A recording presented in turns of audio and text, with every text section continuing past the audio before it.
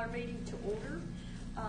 Mr. Willerson is going to do an invocation for us, but before he does our invocation, we want to take a moment of silence to honor Mr. John Milliken.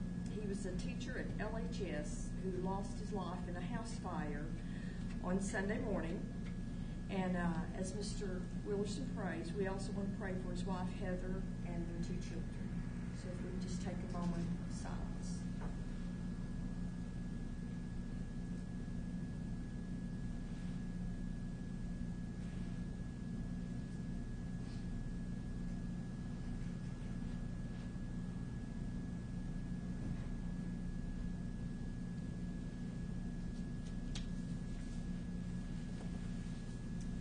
Father, we thank you for the opportunity of being here this evening. And even when there's sad times and sad situations which we lose people in Walker County, the good thing is, not all of it is that you are a very present help in time of need. And these families at this particular time, they need to know that you're there, and they need to know that your presence is with them. And Father, we pray for that tonight. We pray for each one of them, those involved. And for us, in Walker County, we pray that you grant us wisdom and knowledge and understanding as we make decisions that we consider to be in the best interest of Walker County schools. And Father, with each person that is here today, everybody has their own agenda about different things. But whatever the agenda, whatever the need, whatever we ask, that you bless each person here.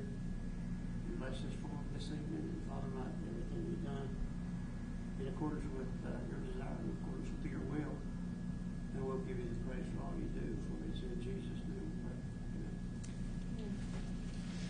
And today is November the 11th, Veterans Day. So as Mr. Richardson leads us in our pledges, we want to remember that we are able to pledge to that flag and why we're able to pledge to that flag. You'll please stand and join me. Pledge to the American flag. Attention, salute, pledge. I pledge allegiance to the flag of the United States of America and to the republic for which it stands, one nation, under God, indivisible, with liberty and justice for all. Pledge to the Georgia flag. Attention, salute, pledge. I pledge allegiance to the Georgia flag and to the principles for which it stands, wisdom, justice, moderation, and courage. Thank you.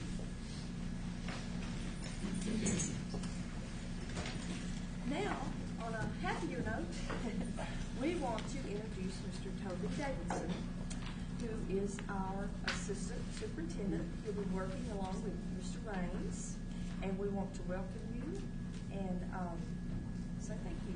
Thank you. I'm looking forward to working under Mr. Raines and honored to work with the students, teachers, and the people of Walker County. It's my pleasure.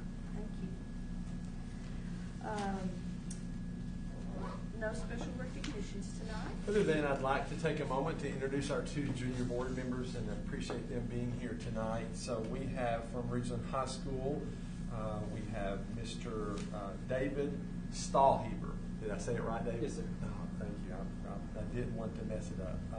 He is a JROTC Cadet Battalion Commander, which is the highest student rank, and he is 3rd in command behind the instructors. So he's definitely in charge there. And we had an opportunity to meet your new instructor. She spoke at the Veterans Day ceremony today at Lafayette High School and did an amazing job. So you're under good leadership there. He's already received an appointment to West Point, and he has an upcoming interview.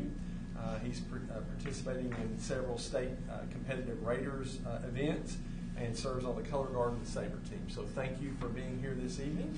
And then from Lafayette High School, we have Miss Leah Williford, senior there at LHS, and she's president of the juniorettes of the Lafayette Women's Club, and did a great job this morning hosting the Veterans Day program. So congratulations. She's in FBLA. She is a Lafayette Scholar. She's on the Junior City Council, and I mentioned the Juniorette, Rambler Customs and Rambler Media, and it just says lots of things she's involved in at LHS. So I just wanted to make sure you guys knew who these were. Two of our great students that represented both of our high schools, so we look forward to hearing from them a little later in the program. So thank y'all for being here. Next, we have one action item. We need to elect a GSBA legislative liaison. Is Ms. Harden our liaison now? Am I thinking correctly? Yes, ma'am. So we need to elect one to, You can elect one. You can ask Ms. Harden if she would like to continue in that role, or since she's virtual, you could just assign it to her. that's the rule. If you're not here. Right. Yeah, tell me about it. Yeah, you got caught into that, didn't you? You're right. No, the rules are no. Might I have more times than one? It's a good thing you showed up tonight. Would anyone like to nominate someone? I would like to nominate Aaron Harden. Okay. Second. Okay, so we have a second. We can take a vote, it won't matter. So we have a first and a second nomination for you, Ms. Harden. She said. Would you accept? Yes, I'll accept. Yes. Thank you. Next, we have items of information. First, we have a facilities update. Yes, ma'am. Just update transportation barn. The last people that put an offer in backed out of that, but we have a new offer from Yates Towing at $755,000. But they put a counter offer in, and we haven't reviewed that yet. We can discuss that, see what that was. Just got there a few minutes ago, and haven't had an opportunity to look through it yet. So, and then we also have Fairview property will be going on to auction here in the next couple of weeks. Already pulled the paperwork for that to make sure our due diligence is ready for that. We've already had some people calling in interest in that before we even got the auction going. Bus purchases that you guys approved or reviewed the last time, 10 buses, the invoices came in, and we have a recommendation on to follow through and move forward with that. And then Rossville Middle Combo Field is that wonderful 99% done with little odd and end things there that need to be touched up and fixed. And the biggest is we're waiting on the scoreboard. That's the biggest item you need to have for a ball game there. Coca-Cola promised it'll be delivered probably in early spring. Just the rest of it's more a door on the field house area and some painting. So other than that, it is rear completion. There might be a fence or two options there, but I will try to get some pictures for that and maybe a video for you for the next board meeting so you can kind of see the whole item instead of what you've seen from little snippets and see that. Rock Spring project's completed except for the last punch items. Again, just looking over the little things that you find after you walk through the little spot that needs fixed, the patch still there. And then the big one is safety and security. Is strategic training is already been implemented, and we're going to complete all the training in all the schools, and we're hoping to have that full implementation as early as possibly next week or no later than by that week right after Thanksgiving. And that is one of the things we're ahead of schedule. That's by law that would be required next year. We're ahead of that. We're going to keep that done this year. So. Centegics, I just in the training that I sat in on, and not to give too much away, but the badge is a very solid. I thought that there's a button on the badge. I thought maybe there could be possible hits in it. We set it off. You have to be very intentional about pushing the button, so I think we're okay with that. The other thing is during the training, when they put us into training mode, as soon as someone hit those buttons, that 3 times for help, it immediately comes up on my phone, on my laptop, across the district.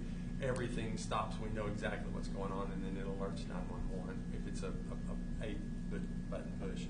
But just to watch that technology in play, and it showed exactly where you were in the building, all the assets around you as far as fire extinguishers, AED, stop the bleed, that are available to you. It's pretty amazing to see that. And so I'm really excited about that for our teachers. I think that will give them an added sense of calm and alleviate some anxiety.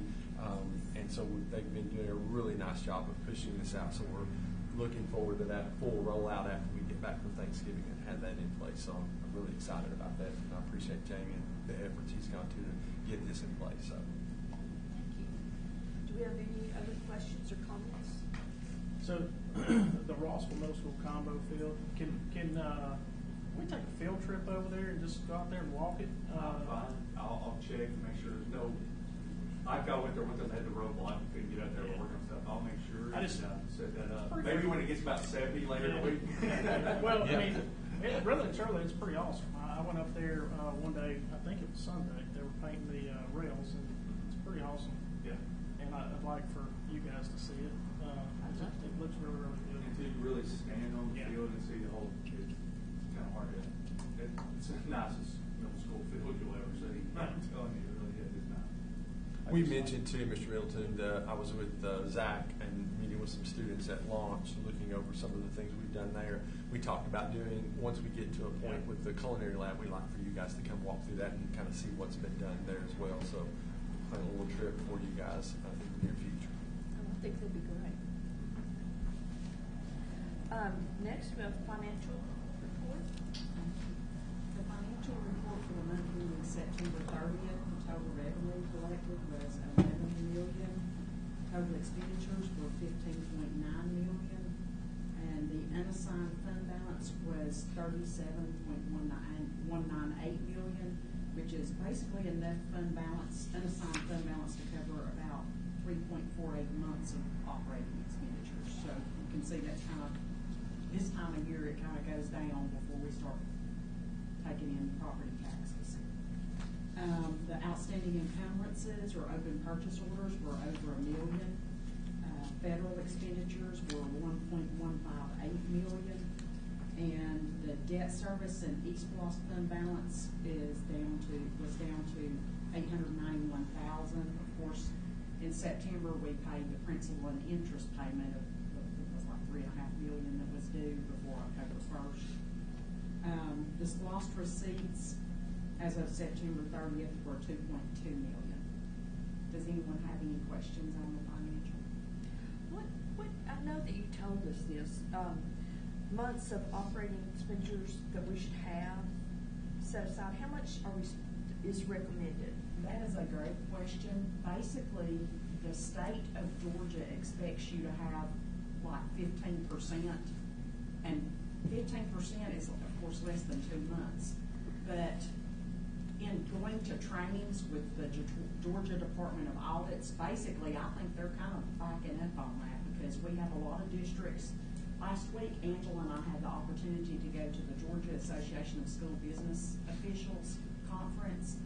It was at the Classic Center in Athens, and when listening to the Georgia Department of Audits, they're actually talking more like you need to have operating, because with the ESSER funds going away, the health insurance costs going up, which Angela and I were shocked to hear in one of the sessions that they're still expecting insurance to keep going up. And we did TRS will go up again July of next year. So the benefit costs are just, growing exponentially. So they're asking districts to, just be prudent, be careful, and just, keep on top of what your fund balance looks like. So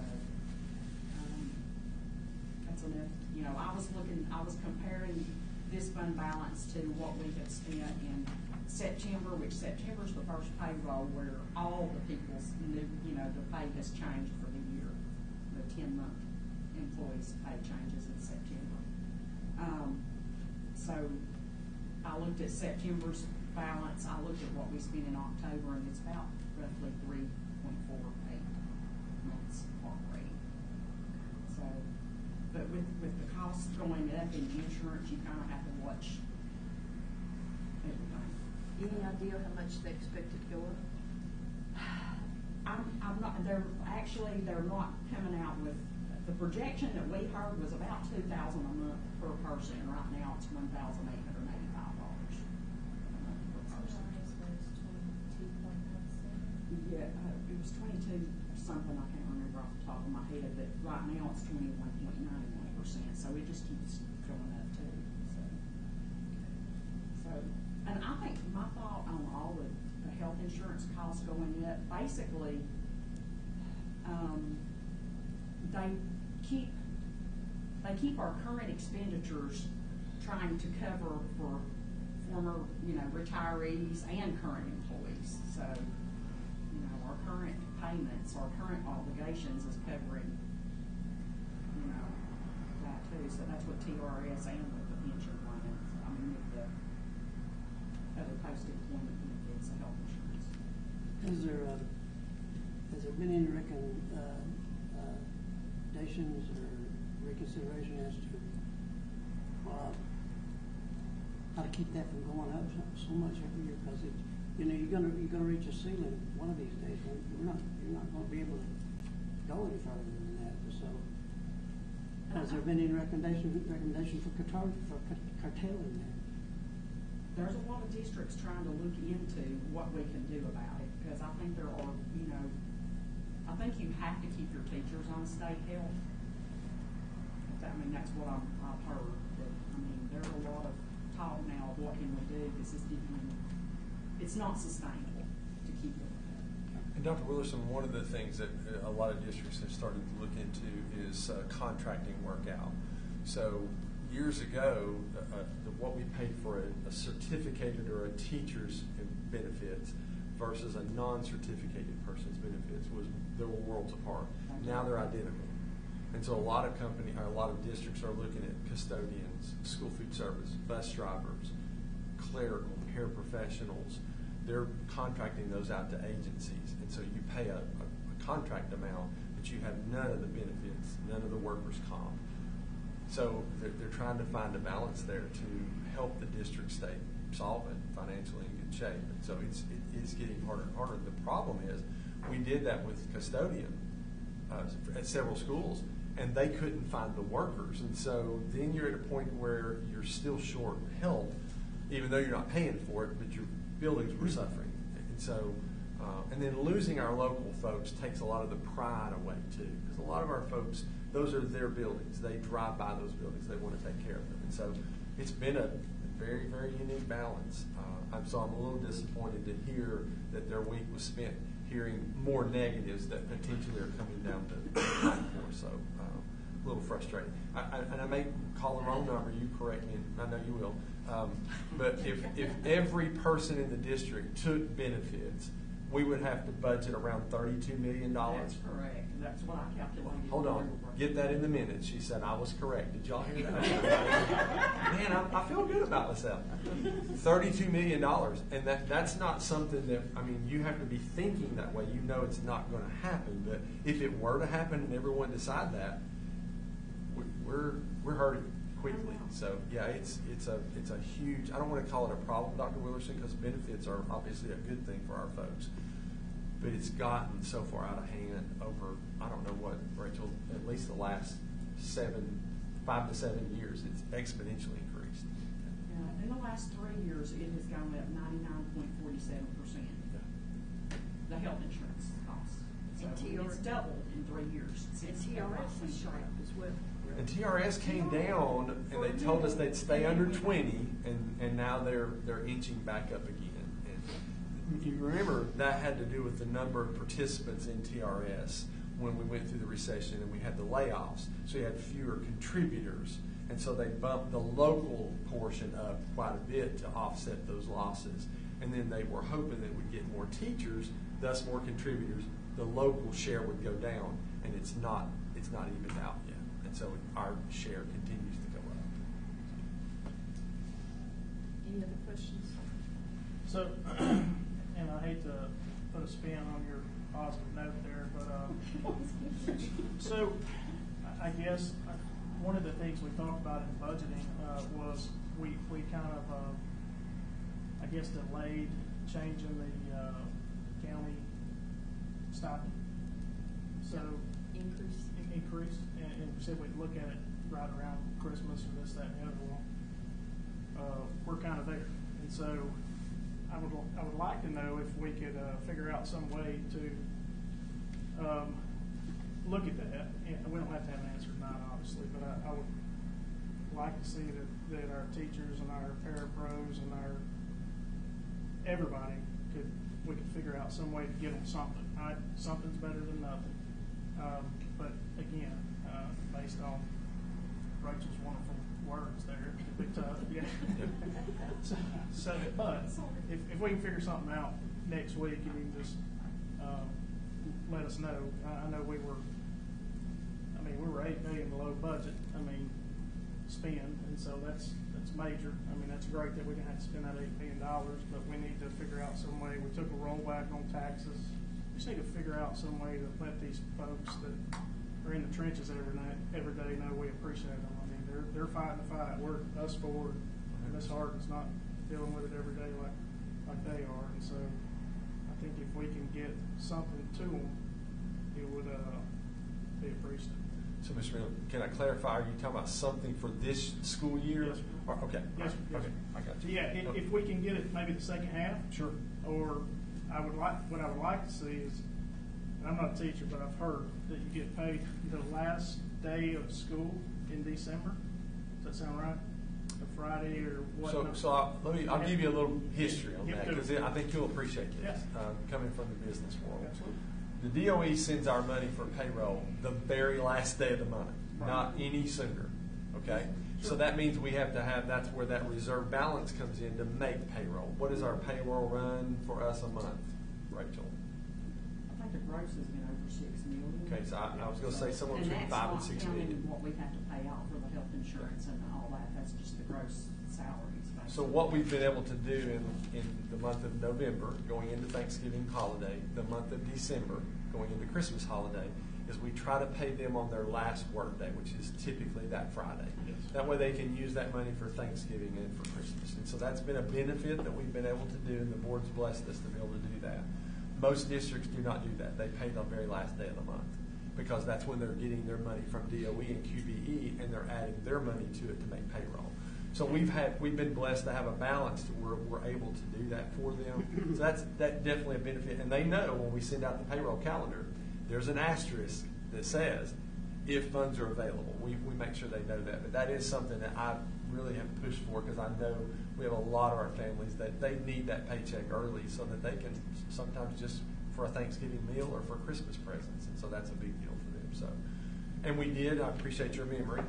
You're like an elephant, right? Yeah. No, I'm just kidding. I didn't Roll Tide. prepare you. Roll Tide. Oh, that was bad. I walked right into that one. Yeah, that was horrible. Wow. I'm going to rethink that one. Yeah. We'll edit that out of the video.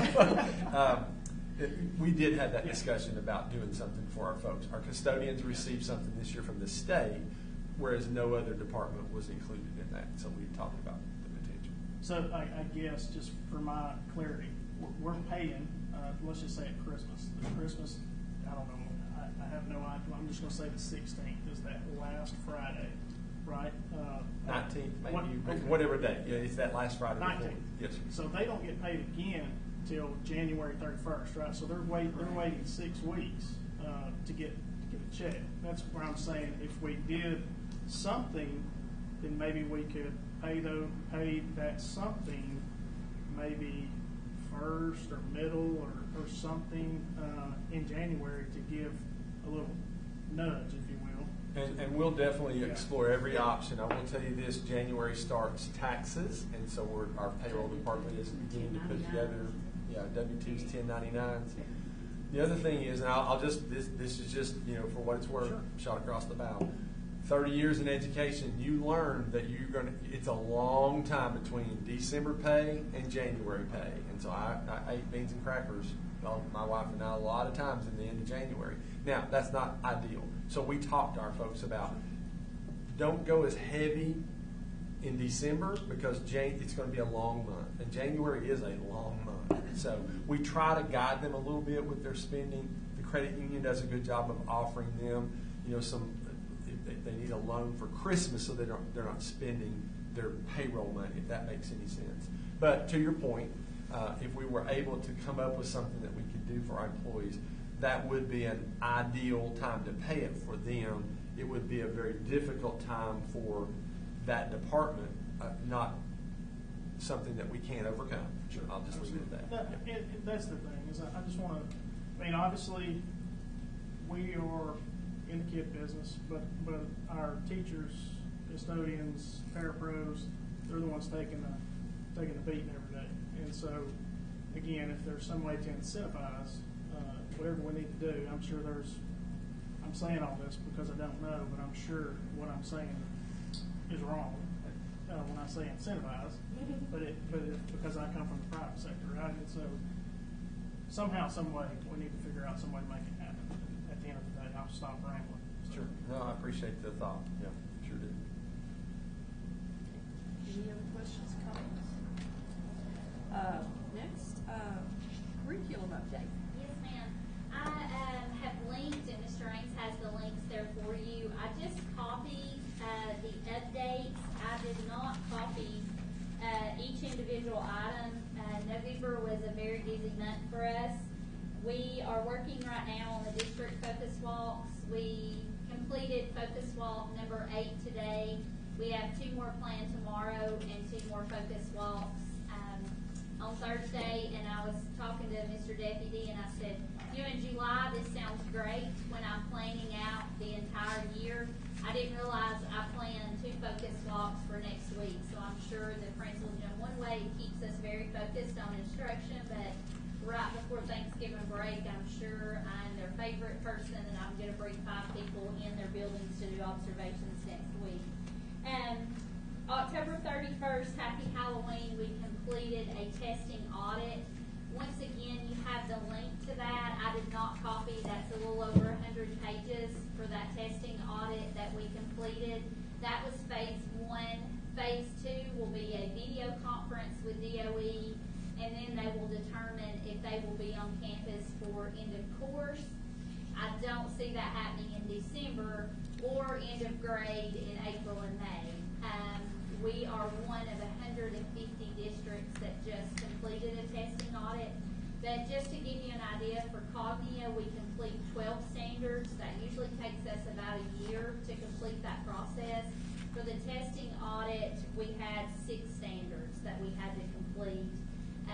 But we've got a great team. We, within 2 weeks, finished that.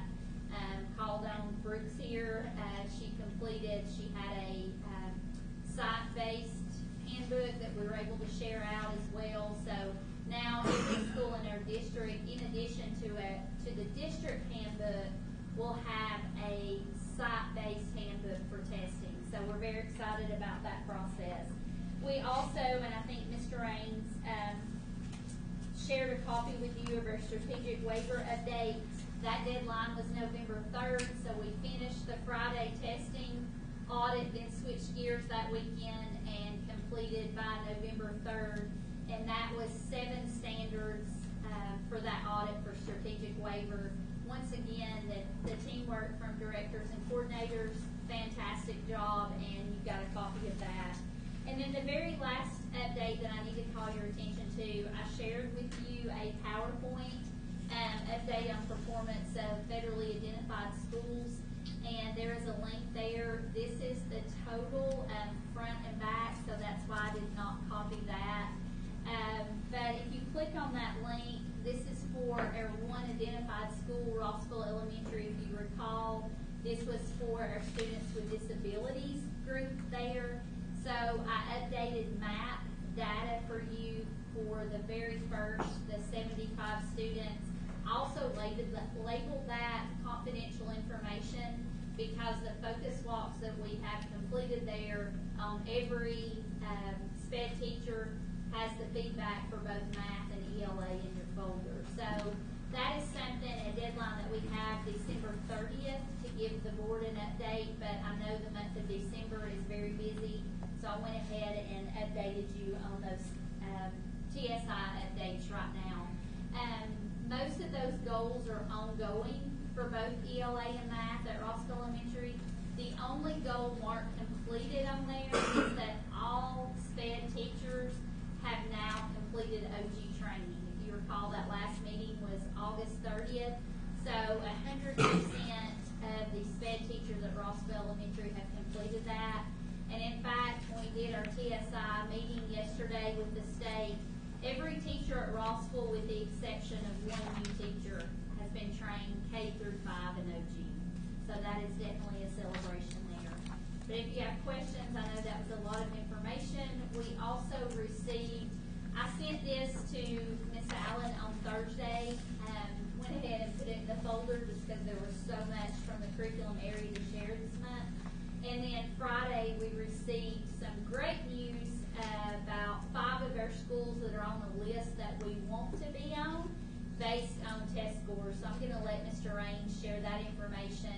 I did not add it since this was already in your folder. And I put that in my report, so we'll just hit that a little early. So the DOE recognizes literacy leader schools and math leader schools in two categories. One of the categories is gateway growth, and the other one is just grade growth.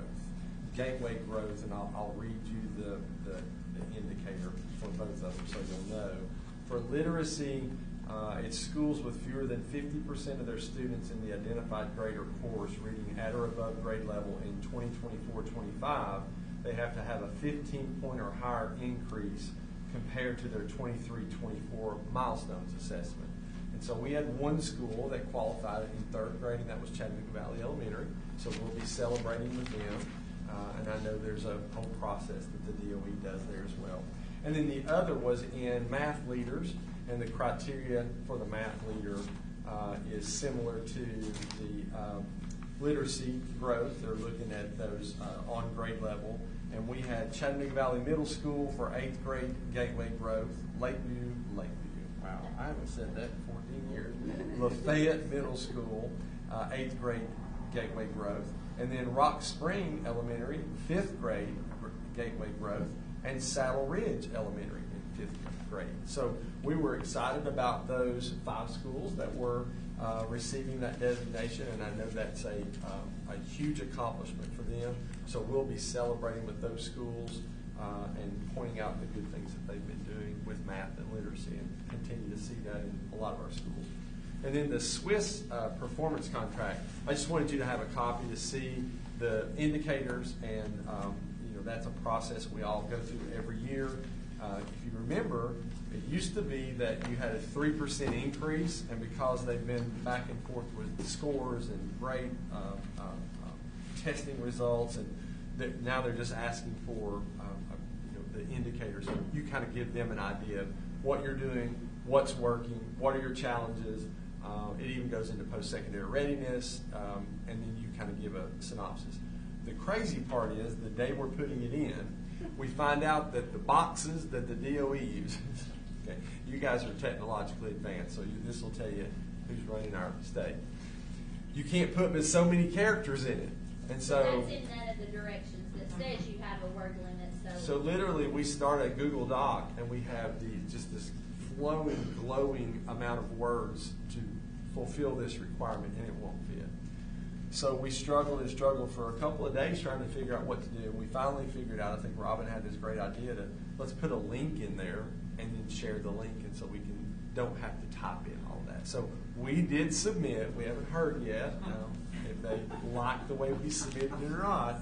But we also sent them a link to the full form like you have received as well. And hopefully we'll hear good news from them at some point. So thank you, Robin. Next, we have a launch update. Mr. Yes, Wilson. ma'am. So I've tried to communicate a couple different ways this time, and that when you got the digital version of the report, it should have some links to their social media, so I think that's important if you're looking that way, but also shared with Ms. Allen some just regular digital copies. I think she printed out some different things going on, just trying to give some visuals there. So I'm going to go through some highlights and then maybe not hit everything, but answer any questions that you or maybe some of the student board members might have. Facilities updates, I've shared some pictures of signage, and we're getting quotes on that. It's just an exciting thing to see. I don't know about that one. I was trying to figure that one out myself. That's not what I meant to say. So clearly we're trying something new. There we go. Might work out a little less efficient as I thought. But so trying to see that things come to fruition, getting our logo out there alongside the GNTC logo, really helping represent our partnership in this project for launch. As Mr. Deputy and Mr. Ranger talk about different projects, maybe think about today walking in. It's always a surprise every day when I walk in right now. Everything's going on. Today the surprise opening the door was honestly kind of whipped my head back a little bit because there was a very strong smell, and it turned out it was the epoxy for the floors in the culinary lab. So we had to do some ventilation. Great day to have to do ventilation when it's about 20 degrees outside, but hey, it was well worth it for that progress. We're also excited. Got an email today. I know the samples will be excited. I was copied on an email from Bob Swanson so that we are getting ready to update our internet we're on a separate internet server there at GTC, which doesn't allow us to do our EOC testing there. So we've been having to bus here in years past. Hopefully that gets lined up so with our fall EOC testing, we can just take everything there and not have to move kids back and forth, because that just increases barriers to performance. So excited about that. A couple of links I'll let you check on your own there as far as had some field trips with Roper for mechatronics, really trying to strengthen those partnerships. Recently got a FedEx robot delivered, which is a smaller scale version of what's at Roper, Astemo, all of our big industrial partners. So our kids are really excited about that.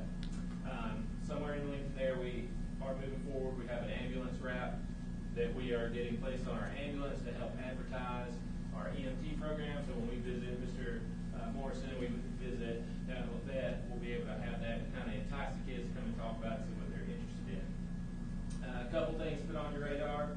Pilgrims, who's having their groundbreaking, huge thing coming here to Walker County, creating so many jobs. We've been invited to have some conversations as part of the community. They have a lot of Hometown Strong projects, so exploring that with them to see how they want to make a big splash in the community in addition to their jobs, showing that they're here for the long haul and here to support in different ways. And then the last big thing I want to put on the board's radar is we will have 2 young ladies who are actually graduating with their associate's degree this fall. The fall semester before the spring semester they graduate high school, so a whole semester early. So I just went ahead and put their names down. We have one from Lafayette, one from Ridgeland.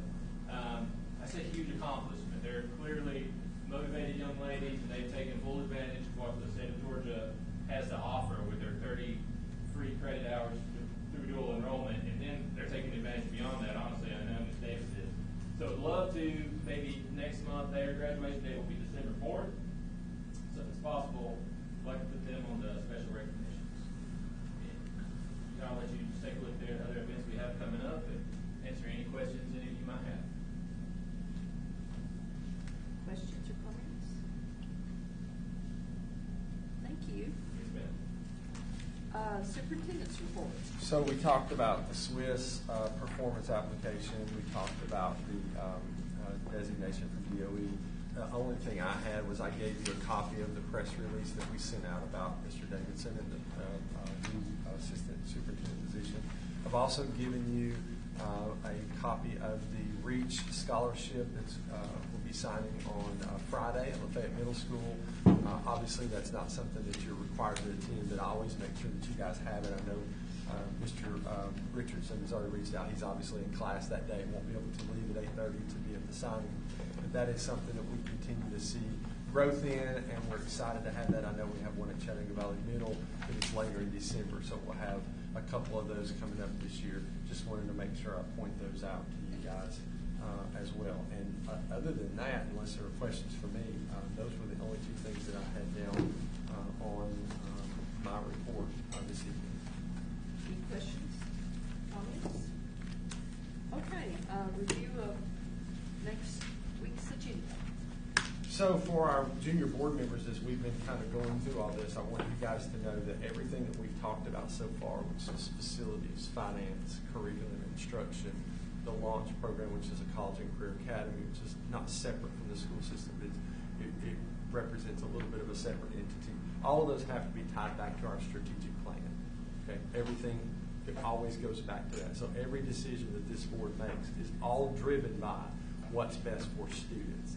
And that's the reason they wanted you guys to be here, because every decision they make, whether it's finance or facilities, now obviously Mr. Middleton's incentivization, I can't even say the word now, the bonus that he's talking about doesn't affect you unless, you might want to go see him afterwards and see if he might write either one of y'all a check. But he does that occasionally. Yes, right there. Everything goes back to, it has to be driven by what's best for kids. Okay, so I want y'all to know that. So a lot of people come to the board meetings and they see them voting on things, and it's a very quick meeting, and they think, wow, you guys just rubber stamp everything. We spend a lot of time just going through details about everything that we're going to do. So what we'll do next is I'll review the entire agenda for what's going to happen at a vote on Monday evening. And then they have the opportunity to ask questions or get additional information. So that's kind of what we do at that point. So I just wanted to make sure you guys knew kind of what was happening next. So we'll have special recognitions. I know we had the Blue Wave from Roper that did some things at Gilbert again this year, so we're having some representatives from Roper to come in.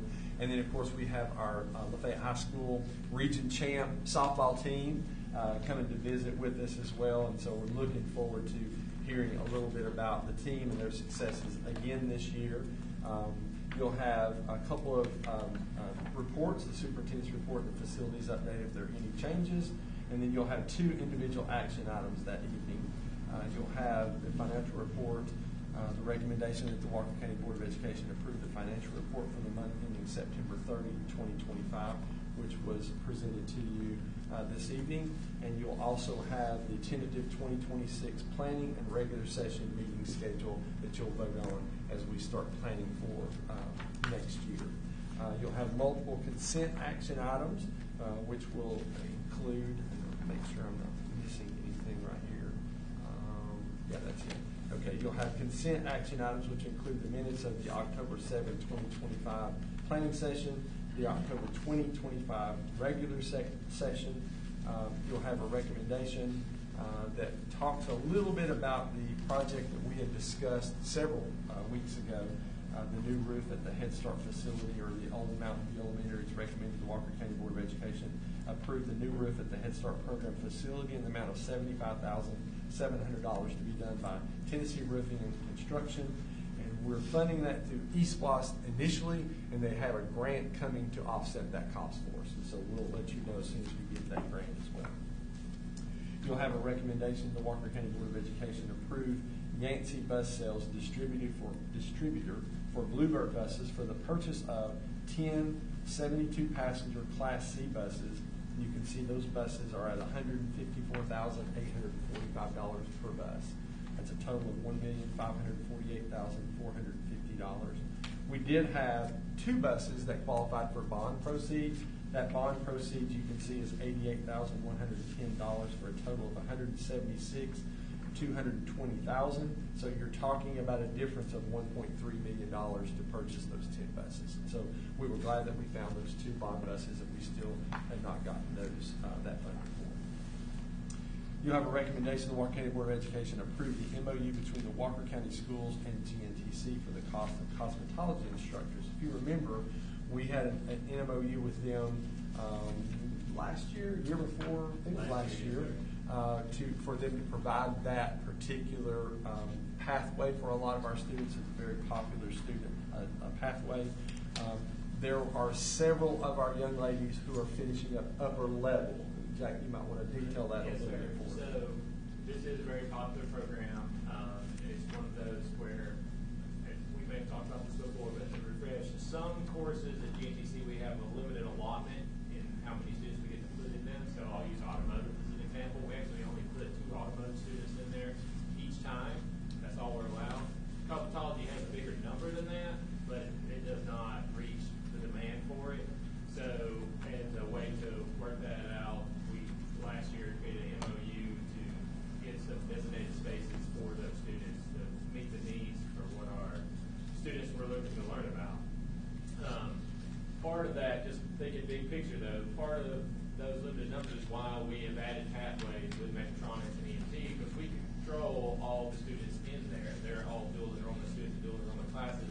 But since they're our instructors, we get to set the cap in some ways. We work that with GNTC, but it's all our Walker County students versus cosmetology, which has Walker County students. It may have some Catoosa County students, and then it has traditional age GNTC students. So there's a little more competition for those spots.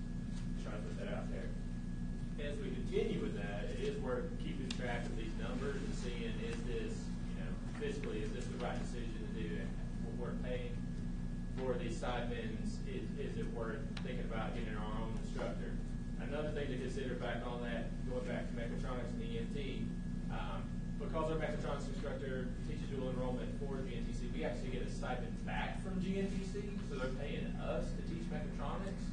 So just not to get too much into the numbers, so the stipend we're getting back from GNTC for mechatronics actually covers the stipend we're giving for cosmetology. So it kind of evens out in an unexpected way. You wouldn't think those 2 things would be related at all, but just the back and forth of stipends evens out.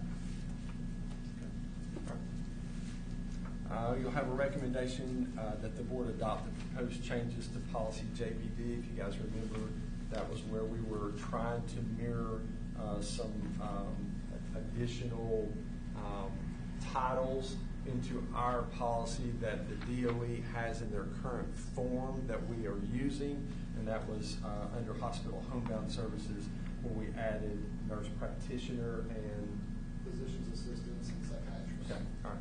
So that was an update to that policy. We were, and that's the one that's been on the table for 30 days as well.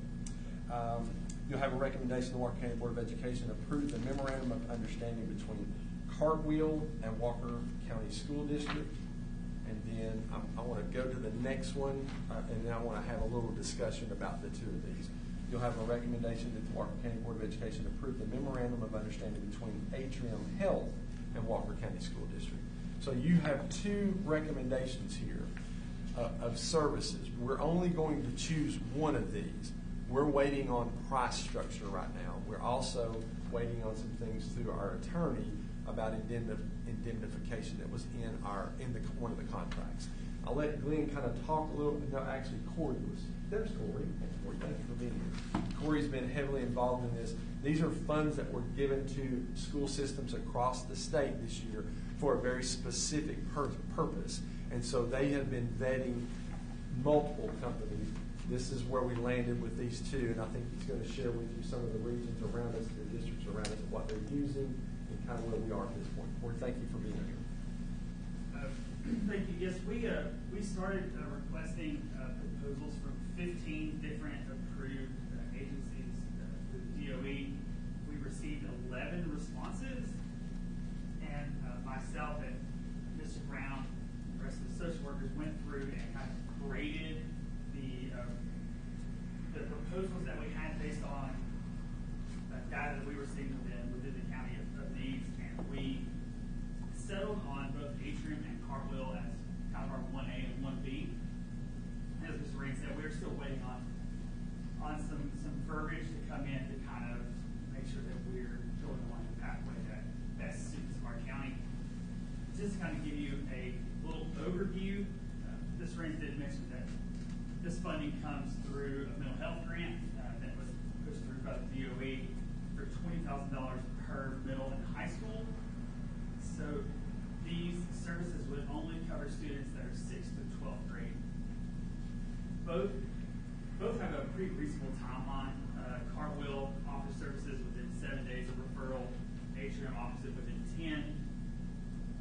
Atrium only does services 8 a.m. to 4 p.m. during the week, so they are basically going to be here in school now. They will provide the materials, so they're going to provide iPads at the schools for students to be able to do teletherapy sessions, while Cartwheel would be the responsibility of the system to provide access either through a computer or iPad. Now they are available 8 a.m. to 8 p.m.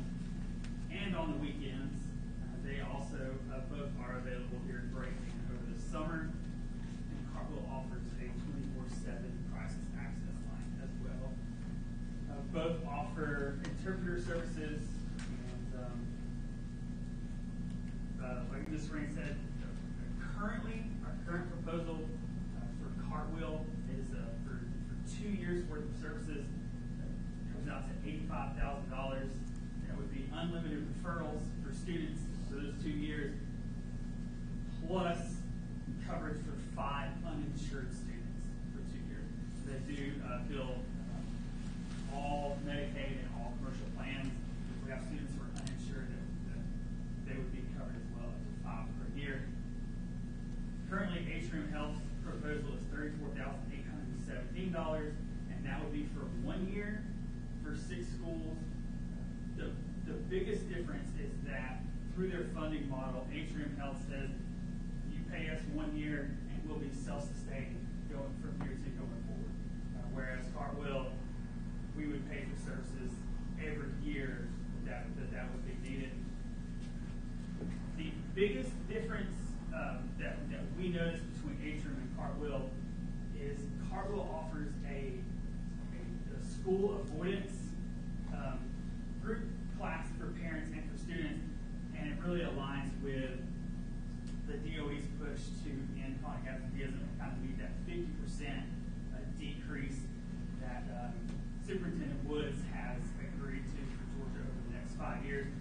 When I was at the Capitol last week talking to the House Committee on chronic absenteeism, our friends from Cartwheel actually were there with us, and we had a really good discussion about planning that going forward. So that for us was really the biggest difference. Both of them also offer virtual psychiatry services. For Cartwheel, we've been in contact with Tucson County. They're their top choice as of now. They have not officially made a decision. They're also going through some of the same process we are. Chickamauga City has signed an MOU with Cartwheel. They have actually completed their training and are live. As far as Atrium Health goes, they have partnered with our friends in the South in Chattooga County. They also partnered with Rome City, Floyd, and Peach County. And you'll note that Atrium Health, they do own the hospital in Floyd County, so they do offer expedited services through that in communication with the school system. And both offer weekly and monthly reports to gather that data and make sure that we're meeting all the needs of our students. So that's the reason you have two. We wanted to get those both in front of you because, like you said, a 1A, 1B. So we've got two really good products, but we're waiting on some particulars, and we should have those by Monday night. Then you'll have one recommendation in there for Monday night. So I wanted to kind of give a better explanation of why we had two on there versus just one. Okay. So, you got a question? Yeah, I do. You're either smiling about the I've got Bible. a couple questions because Mr. Lowe there lost me for a minute. Anyway, so is it 5 uninsured per school or just 5 uninsured across the 6 schools, middle school and high school? It is 5 uninsured across the county. And then let's just say when would a go live date be with these guys? Would it be the first of the year? Would it be December? The launch timeline for Atrium Health, their expected go live date would be January 1st. Cartwheel's go live date is 30 days from the signed agreement until launch. So they're both roughly January 1st. It would just depend on completing the required training for those who are doing referrals through Cartwheel. So Atrium's 8 to 4, Monday through Friday. Cartwheel's 8 to 8, and on the weekends as well. Is there a time frame on the weekends, 8 to 8, or do you know? I believe it's 8 to 8 as well. And when I say weekends, I do believe it's only Saturdays. They list weekends. But if I remember correctly, when I met with Mr. Bandy, who's one of their directors, I believe he only mentioned Saturday. But both are available on breaks and over the summer as well. Sure. Thank you. Thank you, Frank. Sure. Can I add something? Sure. So these are new funds from the state, and they were not budgeted in the budget that we approved in June. The state has allotted $100,000, and it is just for middles and high school. So, and there's specific criteria for how you can spend that $100,000, which they've been working on. So, We have budgeted down to, I believe we have $17 remaining based on whichever one we go with. We've budgeted down to kind of look at things, kind of have some ideas. Because it all has to be mental health education appropriate. And so they gave us the opportunity to be able to partner with some of these agencies and then provide things within the building to kind of help be preventative when it comes to the mental well-being of our students. So basically, we will amend our budget and increase the revenue $100,000 in budget the items that Corey has been talking about. And both do offer services below 6th grade. However, given the Funding is only for middles and given highs. the grant, we only ask for them to do this MOU for 6th to 12th grade for the time being. However, we have MOUs currently with multiple mental health providers that do provide for our elementary folks, free of charge. So, yes. So just for clarity, it's 100,000 max. It's not 20,000 a school. It's 100,000 max. I contacted the state because they were telling everyone it was 20,000 Yeah. per. And basically, the way that they looked through the facilities thing when they allotted the money, I called the state and contact. They've already started sending the money to us. Sure. Because it's on our QBE sheet. And so they've already started sending the money. So when I heard that it was supposed to be for middles and highs, I reached out to the state and told them we have, you know, a K through 8, 3 middle schools, 2 high schools. So shouldn't that be 120,000? And basically, they told me that one of our schools is listed through the facilities. They didn't account for it being, but the funds should be spent at all 6. So they're just giving us 100,000. Thank you. I just was curious. Good question. So we'll have it narrowed to one recommendation on that. I just wanted you guys to have all that information. Thank you for being here. And then you'll have the final recommendation of the school contracts. The recommendation of Martin County Board of Education to approve the purchase of the Ruckus renewal from MCA Technology Solutions in the amount of $63,963. You can see the explanation there for network equipment at all of our schools and at 4 of our administrative buildings. You'll have several school contracts. They'll include a recommendation the Walker County Board of Education approve a contract lease on behalf of Gilbert Elementary School. This is for April 17, 2026 at the UTC Aquatic Center. You'll have a recommendation the Walker County Board of Education approve Life Touch yearbook sales agreement for the 2027 portraits and/or yearbooks at Saddle Ridge K-8 School. You'll have a recommendation the Walker County Board of Education approve a charter bus contract with Premier Transportation LLC on behalf of Chattanooga Valley Middle School for a trip to Birmingham, Alabama on March 25 of 2026. And that will take care of our agenda for our Monday. Okay. We'll move on to new business. Mr. Wilson, do you have anything? No. No, ma'am, not at this time. None? I've said enough. Okay. We do have need for executive session. Oh, and I forgot about Ms. Harden. Oh, Ms. Wait. Harden.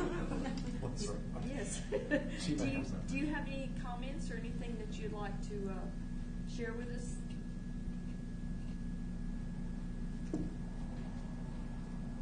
No, ma'am, I'm sorry. Okay, thank you.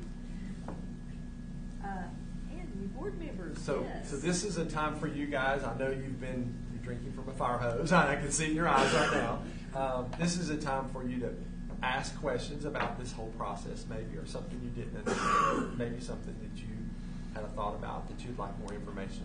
The other thing would be is I know the board is very interested in hearing about your experience so far in Walker County schools and maybe some things that you're doing in school and how it's preparing you for whatever your next step in life is. And so I tell you what, David, I introduced you first, so I'm going to start with Ms. Williford. If you put it right on the spot, look here, she's like, great, thanks. I wanted to hear what he had to say first. So I'm going to start with you, and it's open mic, so we'll just let you say whatever you need to say. Okay, well, thanks for having me today. I would probably say the most what has prepared me the best for what I'm doing next. I'm going to go to college. That's my goal. I have been accepted to Georgia Southern, and I'm waiting to hear back from UGA. But I would say what's helped me the most is definitely FBLA, which stands for Future Business Leaders in America. I've been very heavily involved in that since I was a freshman, and so I would say it's a very good club. I think we have 90 plus members right now, which is the most we've ever had, and we have a lot of officers. The biggest issue with it is it's just a very expensive club, so it's kind of hard to figure out fundraising and things like that. But it's definitely worth it. We're going to FLC fall leader. I forget that people don't know what that means. Fall Leadership Conference next week, and we're going to compete in there. So hopefully we can get to the next part. But I don't really know what to say. And I will just interject, just because I know this. You've been very active in that club, probably around the time of Ms. McWhorter. Mm-hmm. And I know your parents have been actively involved in picking up that mantle when we were in a very low place, and really pushing us even further. And so the success and the number of members has really been a collective effort from parents and community members, business owners, but also promoting students as well. Is there anything that we as a board superintendent can think about that would help students in the future at Lafayette High School? So my friend Isaac wanted me to bring this up. He's the president, junior president. He wanted me to talk about doing a program for tennis, a feeder program. Okay. He said that you liked that idea, and then he brought it up last time, and he just wanted me to mention That's it. fantastic. He's gonna be a a politician at some persistent point. No kidding. Yeah. So we sent that on to Mr. Deputy, and we actually started that. We get the wheels turning on that to see what that would look like. Well, Yeah, that's awesome. Just not letting you forget it. And not at all. And the next person that comes in, and by the way, Isaac said, right. That's great. But also, something that really helped me was the 36U program. Is that offered at all of the high schools or just at Lafayette? I don't know if Mr. Morrison, I think you guys do as well. Because I started doing that this year for my ACT score. That's definitely something that's the lower part of my personal. I have a 22, which is a good score. So it's not great, but 36U helped me a lot. I think the issue is just that not enough people know about it and not enough people know how to start it. And I think that it's a really good program, and we should definitely focus on that. I liked when we had, a while ago, this was back when my sisters were in high school, we had a class for ACT prep, and I think that that's a pretty good idea, because the seniors now were in COVID during middle school, so we missed a lot of that building blocks. I noticed when taking my ACT test that I was missing a lot of the questions that are more, I guess, easier or basic building blocks of knowledge versus the more higher education stuff I was getting correct. So I think having an ACT prep class would definitely help. I understand that that's really hard to do though, because ACT doesn't focus on one subject, it focuses on all four, but I think that could definitely help. Other than that, it's a really safe school. I've had a really great time, and I am sad to graduate, but I'm also very excited. So that's awesome. So I remember when you guys came to town, and so you had 3 young ladies go through at this point. Now, one's at UGA. Are both at UGA? No, one's at UGA. Sarah's at Emory. Emory, that's right. So Emory, and then you're waiting to hear back. Do you have a choice there with Georgia Southern or? So I don't have a choice yet because I haven't heard back from UGA. When you do, I'm sure. But hopefully, if I get into UGA, I'll be going to UGA. Sure. So go Dogs. Wow, roll tide and go Dogs. I'm just outnumbered. To clarify, her 2 older sisters did graduate from UGA. One graduated from UGA, now is at Emory in grad school. Okay. And her other sister is currently. I got you. Yeah. Well, she really wants to go to UGA. Sure. Yeah. Well, we're very proud of you. You've done a great job. So, David, we'll listen to you, and hopefully Isaac didn't call you. Haven't heard from Isaac. So I know I'm here to represent ROTC. I'd like to thank Mr. Morrison for giving me the chance to do that. But for me, the thing that's helped me the most is the Honors Academy we have at Richland. We offer a lot of AP classes, dual enrollment, and that has given me plenty of opportunities, as well as plenty of college field trips. Showed me plenty of places that I could go within the region. Not only just the academic opportunities, but the support I gained from my teachers and peers in honors. That has helped me a lot, and I probably would not have been able to do it without them. I've learned a lot from the junior ROTC program, more in the past couple of months than I have in the 2 years that I did before. So my freshman and sophomore year, we had an Air Force program.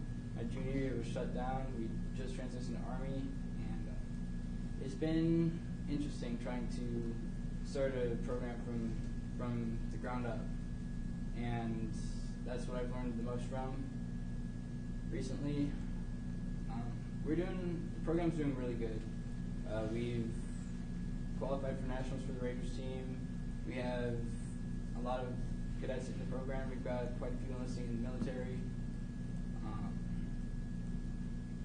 Overall, so I'd say I've learned a lot. So I'm kind of running out of gas right now. No, that's a lot. You did great. And I was going to say, so a couple of the board members are newer, and so they don't know the history of what happened with the program. And when we made that transition, it wasn't necessarily a decision that we made collectively. They couldn't provide an instructor.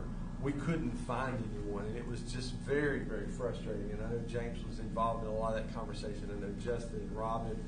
It was just very frustrating to know that we had kids that thoroughly enjoyed it. It was training them the right way. It was giving them opportunities, and it did. It just kind of fell apart for a year. So I'm very excited about our new instructor. She seems to be doing a really good job, and it sounds like you're validating that, and you're helping rebuild that program to where it was before. So we appreciate that. Are there things that we could be doing differently for students that are coming in the future behind you? I mean, this will probably take a while, but if we could maybe get some more lands to expand, because that's one thing that we don't have that other schools do have. They have not necessarily like pre-built stuff, but they have lands that they can use for building obstacle courses, rope bridge, running, stuff like that. For like Raiders team, they've got drill pads that they use to practice, and we don't really have any of that stuff. At our school, we have basically the football field and the band parking lot, and that's not really junior ROTC space. But I'm hoping that in the future we can have that to provide more opportunities and better training for the cadets we have so we can compete better. Can I ask, have you taken advantage of the 36U as well, or is that something that you haven't had access to? I have never heard of that before. Okay. I did sign up to take the December 13th ACT, so I will definitely probably talk to some of my teachers, Mr. Morrison, learn more about that program. Sure. I scored a 32 on the ACT the first time I took it. Hey, whoa. Separate. That's great. I'm really hoping I can take advantage of any programs that help me so I can Sure. Yeah. So a running theme, other than Isaac and Dennis, the running theme has been 36U and ACT prep. So I appreciate the fact that you guys see that need as well. And I always point out to especially young people and anybody in the audience as well, we've always been compared to other countries with ACT scores, and we always fall lower than them. And what people don't realize is other countries don't offer the ACT to every student. They only offer it to the top 10% of their kids. So they're obviously going to score a lot higher than kids in the United States who want to take that. And we want to provide opportunities for as many kids that want to take it, not worrying about that average score, but giving them the opportunity. And 36U sounds like a great opportunity to enhance their score, one, which helps them get into other colleges and universities or whatever, but it also is that validation of what they've been learning. So that's great. So we'll make sure that you get that information, and then I appreciate you bringing that up as well. Anything else you guys can think of that you would like to share with the board before we go into the rest of the meeting? And you're exhausted. You're like, I'm done. I'm exhausted. So I will tell you, and I think the board will agree, and the folks that have been in the audience with us, we have had some phenomenal kids come through so far. We really have. And you guys are no exception to that. You are just amazing students, and we are very proud of you for what you're accomplishing, but we also are proud of you because you're a product of Walker County, and you're going to make us proud in the future. So good luck to whatever those decisions are as you go forward. So we look forward to hearing good things about you. Okay? Thank y'all for being here. Okay. Thank you. And you're going to West Point. yes, I'm trying to.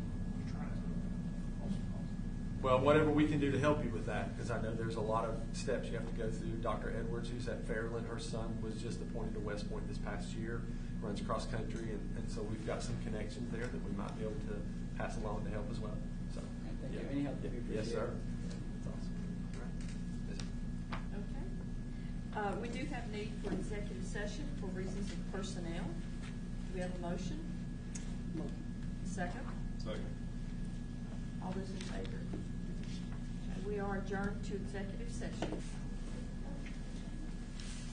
All right, we are back in session, and we have a recommendation of certificated, non-certificated, and other. Do we have a motion?